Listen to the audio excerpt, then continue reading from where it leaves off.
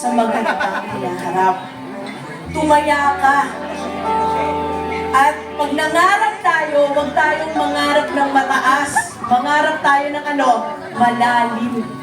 Dahil kung malalim ang pangarap mo, matibay ang pundasyon mo, maaari mong singilin lahat ng umaagrabyado sa atin. Tama ba?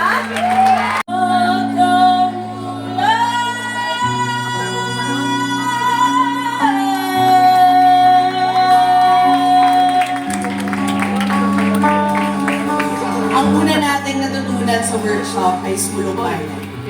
Pagkamulan ay ang kakayahan na mag-ising. At anong sabi nila, pag nag-ising, kasalanan na ang ulit. Sa ating pagkamulat, siguraduhin natin ang pagsulong ng bayan natin. Paano natin yung nakikita? Kailangan konkreto natin siyang nararamdaman. Sabi nyo nga sa mga workshop nyo, lahat ng mga ibinahagi nyo, tungo ito sa sama-samang pagkilos, pagsulong ng magandang kinabukasan para sa lahat. Yes, at sinabi nyo rin na batas ay hindi para sa ilan lamang o hindi para sa lahat. Tama ba yun? Tama ba yung naalala ko? Tama. Tapos, less drama, more reforma.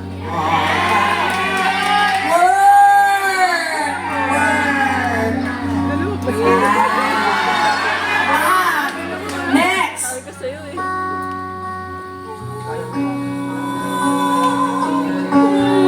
Ganda-gandahan siya.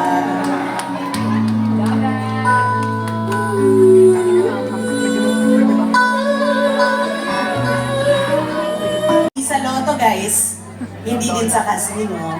Okay? Tumaya sa kinabukasan na gusto natin makita. Ang pagtaya ay maraming paraan. Be creative, kung ano yung talento nyo bilang isang kabataan, o kung ano man ang mga pinanais nyo at bukasiya na gusto nyo paglaban. At kasama sa pagtaya ay pagbabantay bayan.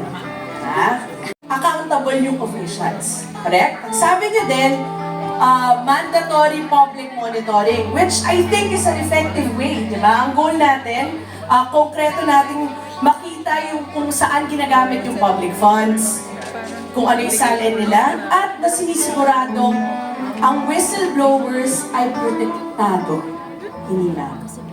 At ang people power essential natin, or ang pinaka-value, kulang pa, nasaan lunas ba, nasaan ka na?